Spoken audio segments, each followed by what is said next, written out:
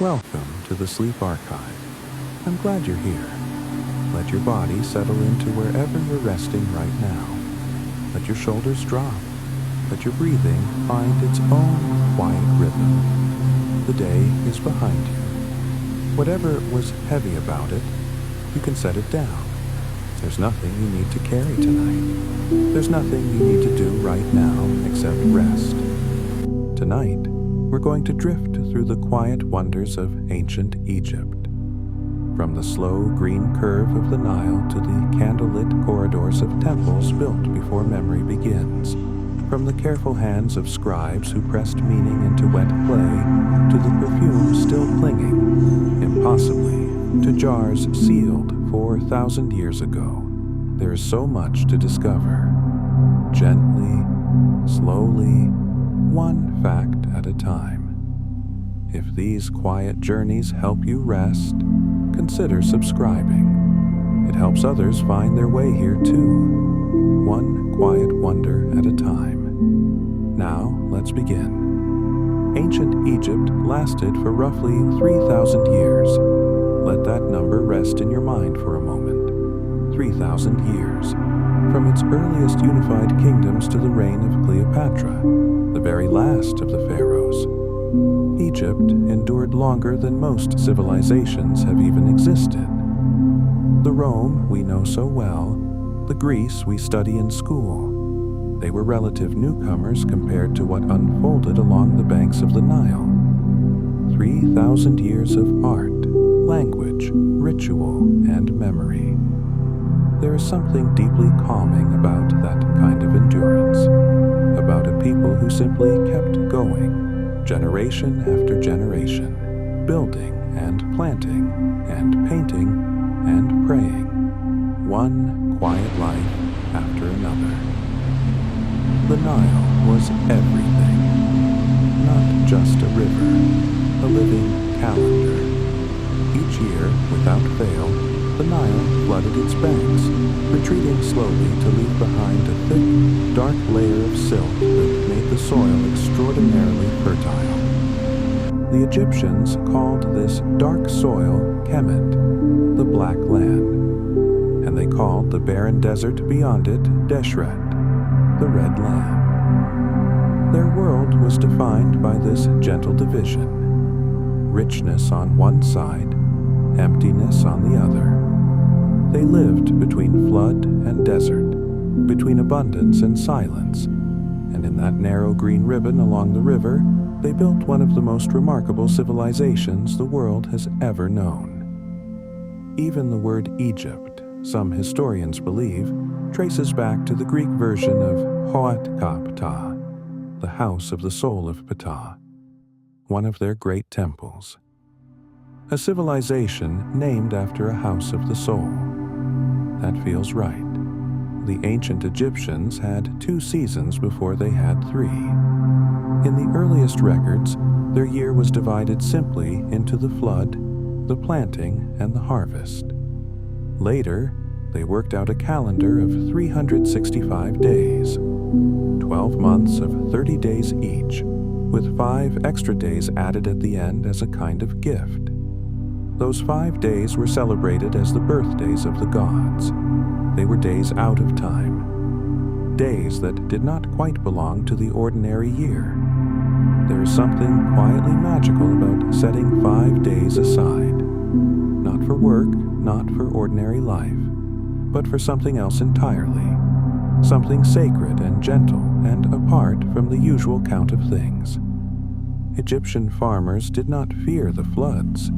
They welcomed them. They planned for them. When the water receded each year, they walked out into the dark mud and pressed seeds into the earth, untrusting that what the river had given them was enough. And it usually was.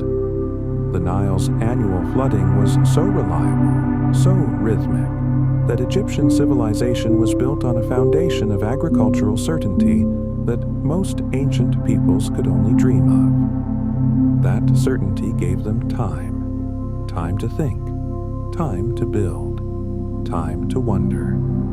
You can feel it in everything they left behind. the careful attention of people who were not always running, not always afraid, people who had time enough to be curious. Cats were beloved in ancient Egypt. More than beloved, they were considered sacred. The goddess Bastet, one of the most widely worshipped deities in the Egyptian pantheon, was depicted as a cat or as a woman with a cat's head. She was a goddess of home, of warmth, of protection, of music and dance and children. Her temples were filled with the quiet presence of cats, and when a family cat died, many households would shave their eyebrows as a mark of mourning. They would wait, with grief in their hearts, for the eyebrows to grow back. A slow, visible, bodily record of loss. The idea of wearing grief on your face in such a quiet and patient way is somehow very moving. To lose something you loved, and to let your body show it gently over time. There is a word in ancient Egyptian that has no perfect translation in English.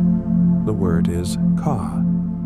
It refers to something like a life force, a spiritual double that existed alongside each person, invisible but ever present. The ka was not the soul exactly, though it was part of the soul. It was the animating breath, the warmth in living things. When a person died, their K lived on, but it needed nourishment. This is one of the reasons food offerings were placed in tombs. Not as superstition, but as love. As a wish that the invisible warmth of the person you had known and cherished might continue somehow to be fed. There is great tenderness in that belief, in the idea that those we lose still need us, still hunger, still belong to the world we live in. The pyramids were not built by slaves. This is something modern archaeology has made increasingly clear. The workers who built the Great Pyramids at Giza were skilled laborers, fed well, cared for medically, and buried with honor near the very monuments they helped create.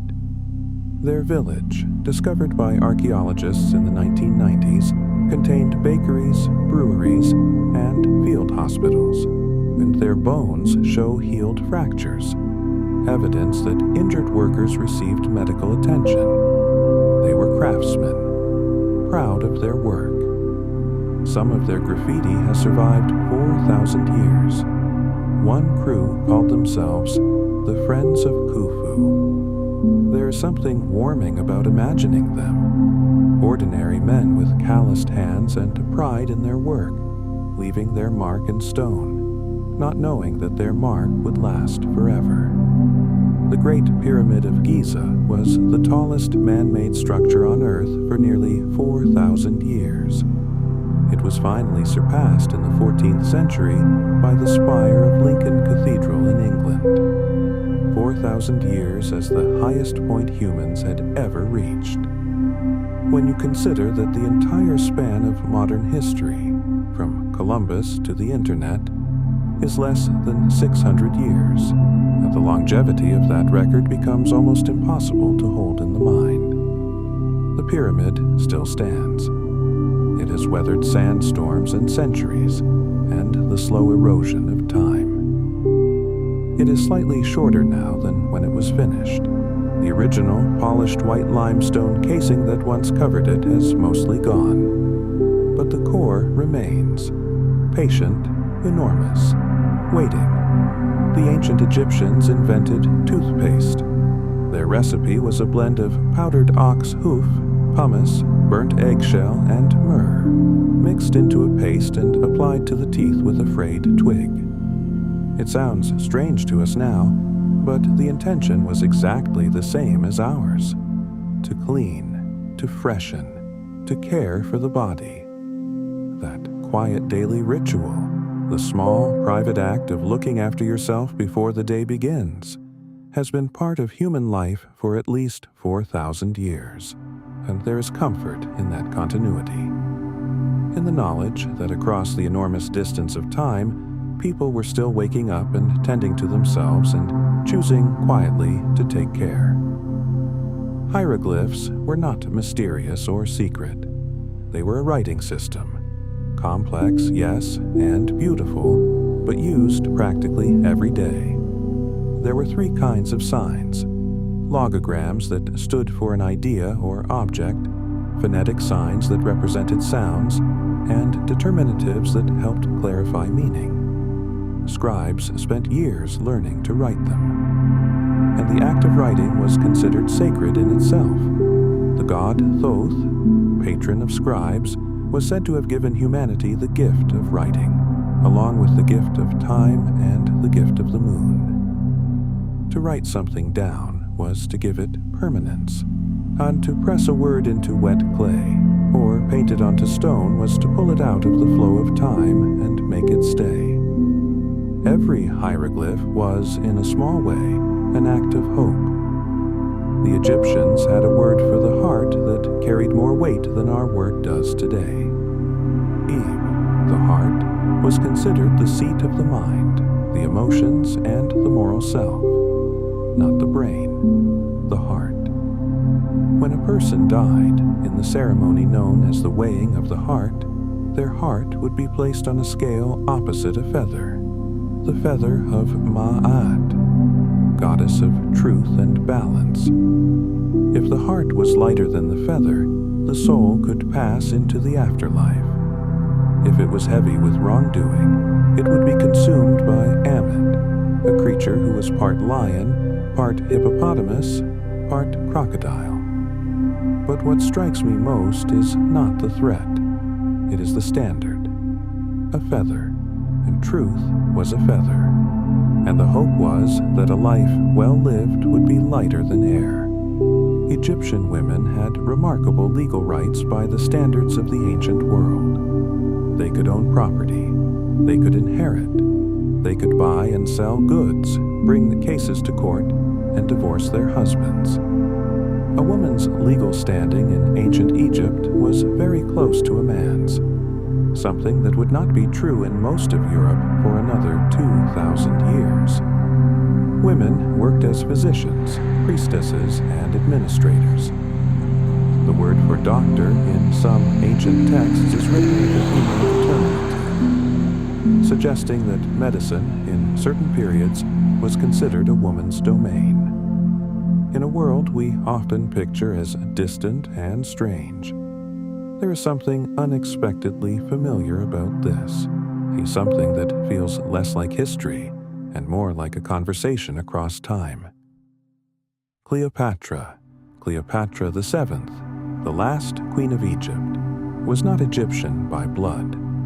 She was Macedonian Greek, a descendant of Ptolemy, one of Alexander the Great's generals. But she was the first ruler of her dynasty to actually learn the Egyptian language.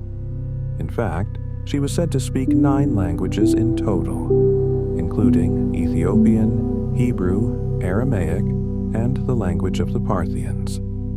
She was not merely a beautiful queen. She was a diplomat, a scholar, and a political mind of extraordinary precision. She held a crumbling empire together through force of intellect and force of will. When we remember her, we usually remember her through the stories others told. Mostly men, mostly conquerors. But the woman herself was something far richer than any story. The Egyptians made glass, deliberately, intentionally, beautifully. Some of the earliest examples of glassmaking in the world come from ancient Egypt, dating back around 3,500 years. They made small vessels and beads and amulets, objects that caught and held light in colors of deep blue and turquoise and sandy gold. The process was slow and required great skill and a knowledge of heat that most people today could not replicate. To hold a piece of Egyptian glass is to hold something that someone made by fire, with patience, for beauty. There is no more practical reason than that. Beauty was reason enough. It has always been reason enough. Papyrus, the paper-like material the Egyptians made from the papyrus plant, was one of the great inventions of the ancient world. The stems of the plant were sliced into thin strips, laid crosswise, pressed together, and dried in the sun. The result was a lightweight, portable writing surface that could carry words across vast distances, could be rolled and stored, could survive for thousands of years in the dry Egyptian climate. Scrolls of papyrus have been found in tombs still holding medical knowledge, love poetry, accounting records, dream interpretations, and magical spells. The complete thought of a person pressed into a plant, waiting patiently underground for someone to find it. There is something extraordinarily intimate about a letter that waited 3,000 years to be read. The Egyptians wrote love poetry, real love poetry. Tender, long, deeply felt verses between two people who missed each other, who wanted each other, who lay awake at night thinking of each other. One poem, written over 3,000 years ago, reads simply, "Your hand is in my hand. My body is content. My heart is glad because we walk together. That's it. No complexity, no mythology, just two people, a shared walk, and a quiet happiness." 3,000 years later, those words land exactly as intended. The distance collapses, and you understand that what people needed from love, presence, warmth, the simple fact of a hand in a hand, has not changed at all. The Sphinx at Giza is older than almost anyone initially estimated, and the question of exactly how old it is remains one of the quiet mysteries of archaeology. It was carved directly from the limestone bedrock of the plateau, not assembled from separate stones, but coaxed out of what was already there. Someone looked at a natural mound of rock and saw a lion, saw a face. I saw something that needed to be freed from the stone rather than built from nothing. That creative impulse, that ability to perceive a finished thing inside an unfinished material, is one of the most distinctly human things there is. The Sphinx has been buried by sand to its neck at least twice in recorded history. Each time, it was excavated with care. Some things are too large, too old, too beloved to leave buried. Egyptian medicine was surprisingly advanced. Physicians distinguished between conditions they could treat, conditions they could attempt to treat with a caution, and conditions they could not treat at all. This three-tiered approach to diagnosis, remarkably similar to modern medical triage, is recorded in the Edwin Smith Papyrus, a medical text dating back roughly 3,600 years. The document describes the examination of patients with methodical detail. It observes rather than assumes. It tests before it prescribes. The Egyptians understood that some wounds healed, some could be helped, and some were beyond human intervention. There's a kind of wisdom in that honesty, in knowing the limits of what you can do and saying so clearly without shame. Honey in ancient Egypt was not only food, it was medicine, preservative, and offering. Jars of honey have been found in tombs that are perfectly edible today, thousands of years later, unchanged. Honey's chemistry makes it nearly immune to spoilage. The ancient Egyptians used it to treat wounds, sweeten bread, and present to the gods. Beekeeping is depicted in hieroglyphs dating back over 4,000 years. Small carved figures tending hives, harvesting combs with careful hands. That image of a beekeeper, calm and methodical, working with creatures that could sting but mostly didn't, is an image of trust, of a relationship built over generations between a person and the small humming world of the hive. The ancient Egyptians invented the 24-hour day, not precisely as we know it, but the idea of dividing daylight into 12 hours and darkness into 12 hours, regardless of how long each was, originated in ancient Egypt. Their hours were not fixed in length the way ours are. In summer, a daylight hour was longer. In winter, shorter. Time stretched and contracted with the sun. There is something honest about that. Something true to the experience of being alive in the world, where some hours genuinely do feel longer than others, where winter evenings press down and summer mornings arrive too fast. The Egyptians let their hours breathe. They let time be uneven because time is. Perfume was an art form. The Egyptians were among the first people to extract fragrance systematically, pressing oils from flowers, resins from trees, herbs from the garden. Kai-fi, one of the most famous Egyptian perfumes, was made from as many as 16 ingredients: juniper berries, sweet rush, raisins, myrrh, frankincense, and others blended in a recipe that took days to complete. It was burned as an incense in temples, used as a sleep aid, and consumed medicinally. Archaeological traces of Kai-fi have been found in vessels sealed thousands of years ago, and when chemists analyzed them, they could still detect the components. Fragrance lingered. Smell is the most persistent of the senses. It crosses time in ways that images and words sometimes cannot. The Book of the Dead was not one book. It was a collection of spells, hymns, and instructions that scribes wrote onto papyrus scrolls and placed in tombs to guide the dead through the afterlife. Different people had different versions, custom-made, personalized, sometimes illustrated with the deceased's own face. There were spells for opening doors, for not stumbling in the dark, for recognizing the gods, for speaking truly before the court of the afterlife. Reading them now, you notice how anxious and how hopeful they are at the same time. How much they wanted things to go well. How carefully they prepared for a journey no one had returned from to confirm the route.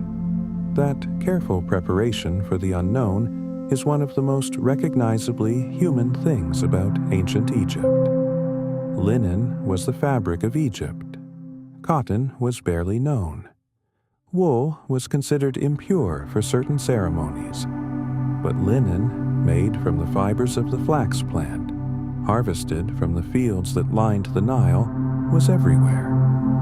It was woven into garments so fine they were nearly transparent, into bandages that wrapped the dead with extraordinary care, into sails that carried boats up and down the river. A single linen garment could take weeks to weave. The finest linens were described in texts as woven air. Woven air. A piece of cloth so fine it barely seemed to exist. There is something poetic about a civilization that built monuments of stone and dressed themselves in something as light and gentle as air. Egypt was connected to the wider world through trade more than most people imagine. Merchants and caravans brought cedar wood from Lebanon, lapis lazuli from Afghanistan, ivory and gold from Nubia, obsidian from Ethiopia, silver from the Aegean. In return, Egypt sent grain, linen, papyrus, glass, and worked gold. The ports of the Nile Delta were busy, cosmopolitan places. Ships came and went with the seasons. Merchants from distant lands walked the same streets as scribes and priests. Ideas, recipes, stories, and words traveled with the goods. Egypt was not isolated behind its desert walls. It was a conversation, a long, slow, generous exchange with the rest of the ancient world. Obelisks were not simply decorations. They were solar monuments, tall, pointed stones that caught the first light of dawn on their gilded tips and seemed to hold the sun for a moment before releasing it to the sky. Many obelisks were covered in a gold-copper alloy called electrum at the top, so they would flash and glitter in the morning light. They were acts of praise. The ancient Egyptians looked at the sun every day with gratitude. the sun that made the crops grow, that dried the floodwaters, that organized the year. And they built tall, shining points to greet it. There are obelisks from Egypt now standing in Rome, London, Paris, New York. The sun rises on them every morning, just as it was always meant to. The ancient Egyptians played board games. The most beloved was called senet, a game played on a grid of 30 squares, with 2 sets of playing pieces moved according to the throw of sticks or knucklebones. Senet boards have been found in tombs dating back over 5,000 years. Some were simple, scratched into a piece of wood. Others were elaborate works of craftsmanship, inlaid with ivory and ebony, fit for a pharaoh. Tutankhamun was buried with 4 senet boards. The game was not merely entertainment, it was also associated with the journey of the soul through the afterlife. To play senet was, in a way, to rehearse what was coming, to practice the passage quietly in the company of someone you loved on an ordinary afternoon. Egyptian architects understood geometry with a precision that still impresses engineers today. The Great Pyramid's base is level to within 2.1 centimeters across its entire 230-meter span. The 4 sides are oriented to the cardinal points of the compass with an accuracy of less than 1 degree. They achieved this without electronic instruments, without GPS, without any of the tools we consider essential. They used water, plumb bobs, stars, and time. They watched the sky very carefully. They understood that the stars held fixed points and that if you could locate those points precisely, you could draw them perfectly across the earth. The precision of their work tells you something about their patience, about the willingness to take as long as necessary to get something right. Music was a constant presence in ancient Egyptian life. Harps, flutes, lutes, clappers, sistrums, a kind of rattle sacred to the goddess Hathor, all appear in wall paintings and carvings stretching back 4,000 years, as musicians performed at festivals, at funerals, at royal banquets, and in temple ceremonies. Some musicians were blind, and blindness in some periods was associated with a heightened inner sight, a deeper connection to the music itself. Hathor, one of the most beloved goddesses, was also the goddess of music, of joy, of beauty, and of love. She wore the sun between her horns. She danced. It is quietly extraordinary that the same figure who represented the warmth of the sun also represented the warmth of music. That for the ancient Egyptians, light and song were the same thing. The city of Alexandria, built after Alexander the Great's conquest of Egypt, became the greatest seat of learning in the ancient world. Its library, the Library of Alexandria, was said to hold hundreds of thousands of scrolls. Scholars came from Greece, Persia, India, and beyond to study there. Mathematicians, astronomers, physicians, philosophers, poets. The first person to accurately calculate the circumference of the Earth, Eratosthenes, worked at Alexandria. He did it by measuring the angle of shadows at 2 different points in Egypt on the same day, calculating the difference, and extrapolating. He was off by less than 2%. 2,000 years before the first satellite confirmed the true shape of the Earth, a man in a library in Egypt measured it with a stick and a shadow and came remarkably, quietly, close. Egyptian temples were not only places of worship, they were granaries, treasuries, hospitals, schools, and libraries. The great temple complex at Karnak, built and expanded over more than 1,000 years by successive pharaohs, covers over 2 square kilometers. Walking through it now, you move through layers of time. A doorway added here, a hall extended there, each pharaoh leaving their mark like rings in a tree. The hypostyle hall at Karnak contains 134 enormous columns, each one carved and painted, each one still standing. Standing in that hall, surrounded by stone on every side, the world outside disappears. It is cool and dim and ancient and very quiet. Even in photographs, you can feel the particular silence of a place that has been holding stillness for 3,000 years. The Egyptians believed that the moment of creation was not a dramatic explosion, but a quiet emergence. The primordial mound, the first dry land rising from the waters of chaos, appeared not with noise but with stillness. Land simply became. Things simply began. Their cosmology is full of this quietness, of becoming rather than fighting, of things arising from their own nature rather than being forced into existence. The lotus flower was sacred because it closed at night and opened in the morning, like the cycle of sleep and waking, like the daily miracle of beginning again. Each morning was a small creation. Each day was another emergence from the dark water. You're doing that every time you wake up. You are, in your own small way, the primordial mound, the first dry land, the beginning. Egyptian children played with toys, clay balls, wooden tops, spinning animals with moving parts, dolls with hair made from string, small carved crocodiles with articulated jaws. A child who lived in Memphis 4,000 years ago could wake up, reach under their mat, and pull out a toy crocodile whose mouth opened and closed. The toy is now in a museum. The child has been dust for millennia. But for a moment, pressing the tail to make the jaw snap, giggling, dragging the toy across a sun-warmed floor. The distance between that child and any child alive today becomes nothing at all. They wanted the same thing, the same delight, the same small, moving, wonderful thing in their hand.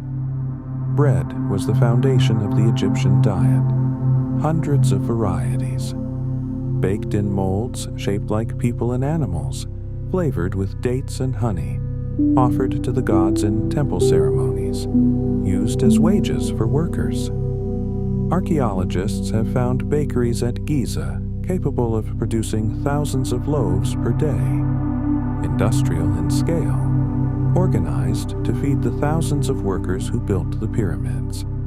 The Egyptians were such prolific bread eaters that their teeth suffered for it. Grain was ground on stone, and small particles of stone inevitably ended up in the bread, wearing teeth down over a lifetime of eating. That small, unavoidable difficulty, bread that was nourishing and precious but also, slowly and unknowingly, doing harm, is an unexpected reminder that even the most beautiful and ancient of civilizations lived with ordinary human compromises. The desert beyond the Nile was called the Red Land, and it was not considered hostile so much as sacred. The god Set, often depicted as a creature with a curved, unusual snout, possibly a stylized representation of an aardvark, though no one is quite certain, was the god of the desert, of storms, and of foreignness. Set was not simply a villain. He was necessary. He killed the god Osiris, yes, but it was that death and resurrection that made the agricultural cycle possible. Without loss, no return. Without winter, no spring. Without Set, no Osiris. The ancient Egyptians were comfortable with paradox in a way that perhaps we have forgotten. They allowed their gods to be complicated, to be both dangerous and necessary, to contain opposites without contradiction. The ancient Egyptians mummified more than just people. They mummified cats, dogs, ibises, baboons, crocodiles, falcons, and bulls. Sacred animals associated with particular gods were carefully preserved after death and offered as gifts at temples. Millions, literally millions, of animal mummies have been discovered in Egypt, many in vast underground catacombs. The ibis, sacred to Thoth, the god of writing, was mummified in such quantities that later ages used the ancient bird mummies as fertilizer, not understanding what they were or what they meant. Something carefully preserved and lovingly offered, becoming, through time and misunderstanding, something ordinary. The gap between sacred and forgotten can be surprisingly small. It is why care and attention matter. Why we try to remember what things meant, even when the people who made them are long gone. Egypt's relationship with the star Sirius, the brightest star in the night sky, was deeply intimate. Each year, after a period of absence, Sirius reappeared on the eastern horizon just before sunrise. This event was called the heliacal rising of Sirius, and it coincided almost exactly with the annual flooding of the Nile. The Egyptians connected these two events, the return of the star and the return of the water, and built their calendar around them. The goddess Sopdet, associated with Sirius, was depicted as a woman with a star on her head. She heralded abundance. Her rising meant the flood was coming, the soil would darken, the seeds would grow. A single star in a sky full of stars, and a whole civilization watched for it the way you might watch for a familiar face in a crowd. Faience, a glazed non-clay ceramic material, was one of ancient Egypt's most distinctly beautiful inventions. Objects made from faience shimmer with a blue-green glaze that still catches light after 4,000 years. Amulets, beads, tiles, small figures of gods, all created from faience with a quiet, iridescent beauty.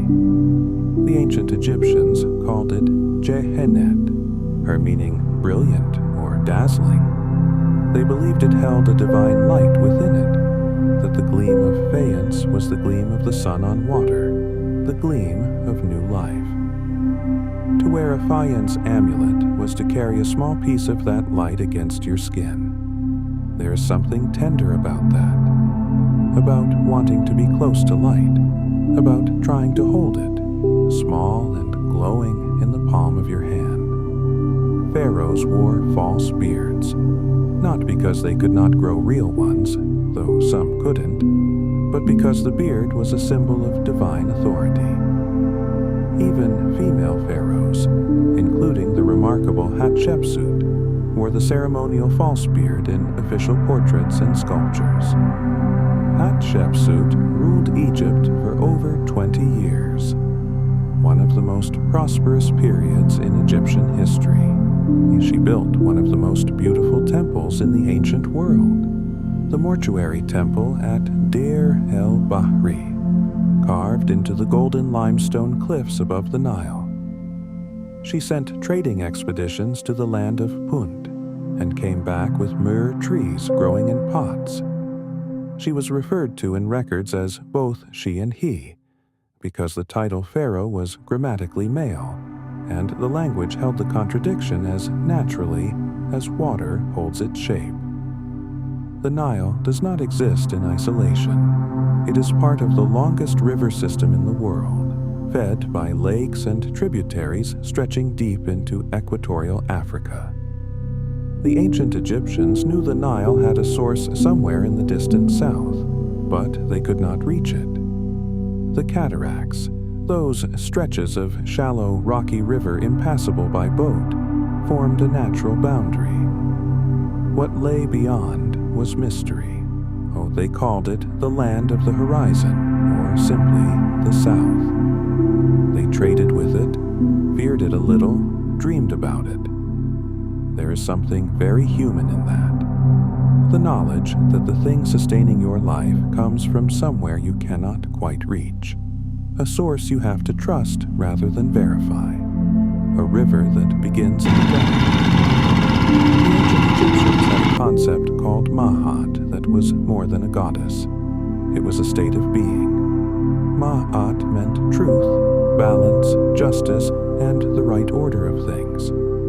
It was the idea that the world had a proper shape, and that the pharaoh's job, and ultimately every person's job, was to maintain that shape. Not to impose order and chaos, but to allow the order the code and scale of judgment was the. To live well was to be light enough to match it. To speak truly, act justly, care for others, take no more than your share. These were not commandments handed down from outside. They were descriptions of reality. This is how things actually are. This is what it feels like to be in right relationship with the world. Lie down in that and rest. Limestone was the material of Egypt's monuments, and it was quarried from the very plateau on which the pyramids stand. The Egyptians did not have iron tools. They worked with copper chisels, wooden mallets, dolerite pounders, and the patient force of water, which they used to crack stone along its natural grain. The quarry marks are still visible in the rock near Giza. The lines where workers measured, where they wedged, where they poured water and waited for the cold season to split stone along a line drawn weeks before. It is painstaking work that requires forethought. The vision of what you are building must be so clear that you can cut a stone to its specifications before the building even begins. The pyramid existed in someone's mind before it existed in the desert. It was dreamed before it was built. The ancient Egyptians created the earliest known peace treaty. After the Battle of Kadesh, a great and inconclusive confrontation between Egypt and the Hittite Empire, the two powers negotiated a formal agreement. The treaty, inscribed in both Egyptian hieroglyphs and Hittite cuneiform, promised peace, non-aggression, and mutual assistance. A copy in Akkadian was filed at the Hittite capital, and a copy in Egyptian was inscribed at Karnak, where it can still be seen today. A version of this treaty now hangs in the United Nations building in New York, chosen as a symbol of diplomacy and the human desire for peace. 3,000 years ago, two great powers sat down and chose not to fight anymore. That choice is still on the wall at the UN, still offering its quiet example to anyone willing to read it. The ancient city of Memphis, the first capital of a unified Egypt, stood where the Nile's delta began to fan out toward the sea. It was, for much of Egyptian history, the greatest city in the world, a center of craft, trade, religion, and administration. Its name in Egyptian was Aineb Hedge, the White Walls. The gleaming white limestone walls of its palaces and temples could be seen from a great distance across the flat Nile plain, catching the sun, signaling, here is a place of importance. Here is something built to last.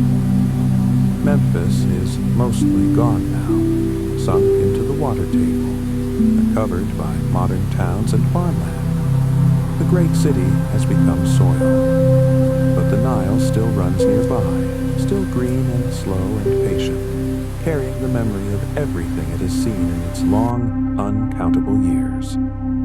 The ancient Egyptians used makeup, kohl, not primarily for beauty, but for protection. The dark, lead-based pigment drawn around the eyes reduced glare from the sun and was believed to have antimicrobial properties that protected against eye infections, common in a country of dust and insects.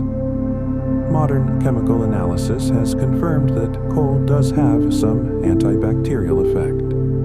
The Egyptians were right. They lined their eyes with purpose. Both men and women wore it. It appears in every era, on every social class, from the humblest figures in tomb paintings to the images of pharaohs in gold. A practical act that became beautiful, a health measure that became art. It is a reminder that utility and beauty are not opposites, that the things we do to take care of ourselves can also be the things that make us glow.